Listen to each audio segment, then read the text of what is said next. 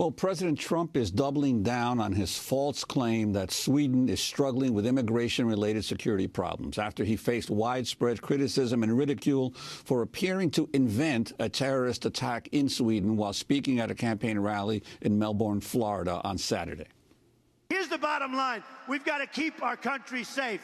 You look at what's happening. We've got to keep our country safe.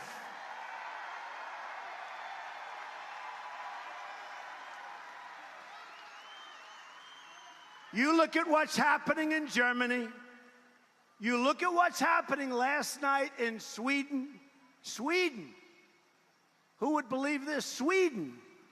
They took in large numbers. They're having problems like they never thought possible. Former Swedish Prime Minister Carl Bildt responded to Trump's claim by tweeting, quote, Sweden? Terror attack? What has he been smoking? Questions abound, unquote. Trump later said his comment was in response to a Fox News story he'd watched the night before about alleged refugee-related crime. Sweden's crime rate has fallen over the last decade, even as it has accepted hundreds of thousands of refugees, including from Syria.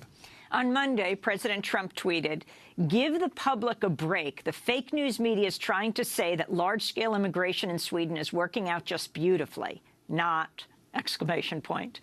Well, Swedish Prime Minister Stefan Löfven responded to Trump's claims by highlighting many things in Sweden are in fact working very well. It's up to the president and to decide what he wants to say. I can only say the World Economic Forum states that, written, why Sweden beats other countries at just about everything. OECD reports that we have a very strong economic development in terms of, for example, GDP per capita. The European Commission states that Sweden is Europe's most innovative country. The Global Innovation Index says Sweden is number 2 when it comes to innovative countries. So we have some very strong facts that shows that Sweden is also handling a situation. But as I said, yes, we have challenges like all other countries. There's no doubt we have a situation in the world where 65 million people had to flee the countries last year or the year before that. 65 million. So that's a worry for us together. There has been one recent terror attack in Sweden. 3 neo-Nazis attacked the Gothenburg Asylum Center in January with a homemade bomb. One person was seriously injured. According to The Independent, the suspects were members of the Nordic resistance movement, which opposes non-white immigration to Sweden. Well, for more, we're going to Stockholm, where we're joined by Matthias Gardell, professor of comparative religion and head of the Center for Multidisciplinary Studies and Racism at Uppsala University in Sweden. We welcome you, Professor, to Democracy Now! So talk about what you started to hear on Saturday night when President Trump, at his campaign rally for 2020, talked about what happened in Sweden, quote, last night.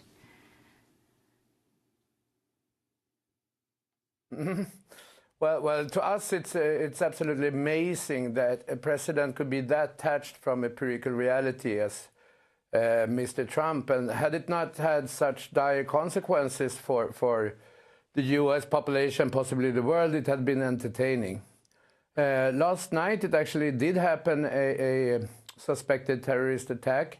It was a Muslim association house that was burnt down, and possibly by people connected to the anti-Muslim neo-fascist scene here.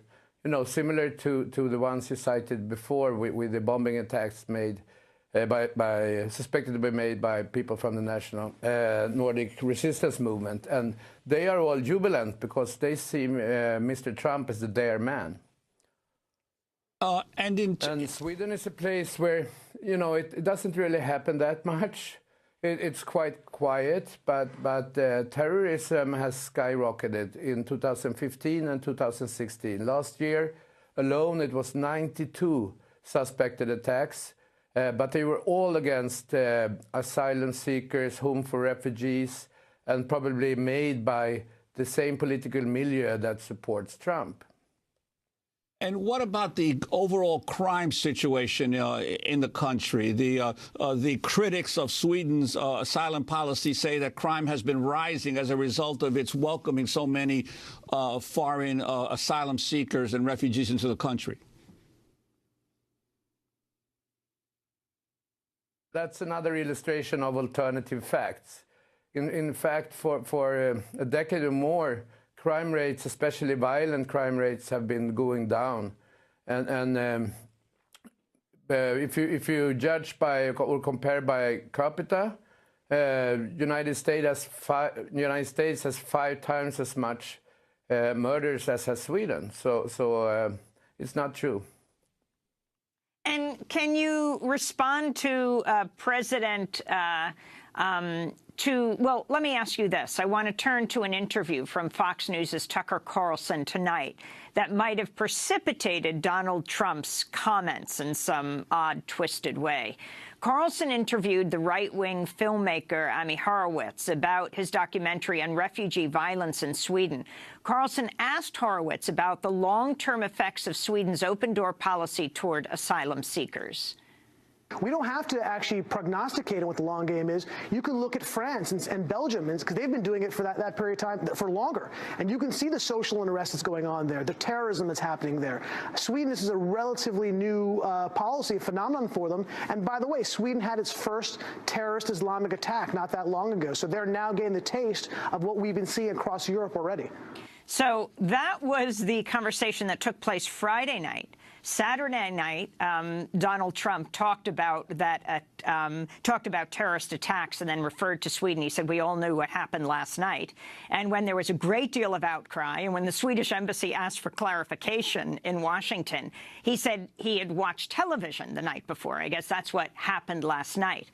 But the response to that, and also the uptick in hate crimes and terror attacks in Sweden that are actually being committed, and I don't think this is what Donald Trump was referring to, by neo-Nazis.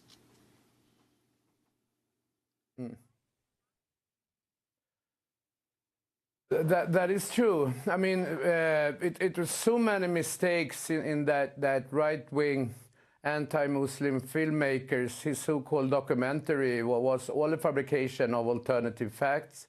Sweden does not, in fact, have an open-door policy. One of the problems is that we have sealed our borders and preventing people seeking to refuge and seeking asylum for coming into the country. And we all know what consequences that has in human life drowned in the Mediterranean. And when it comes to the rise of the very militant anti-Muslim, neo-Nazi or proto-fascist movement, that's a subject of great concern to us here in Sweden. And we have a proto-fascist party elected into parliament that now, according to surveys, is the second largest party.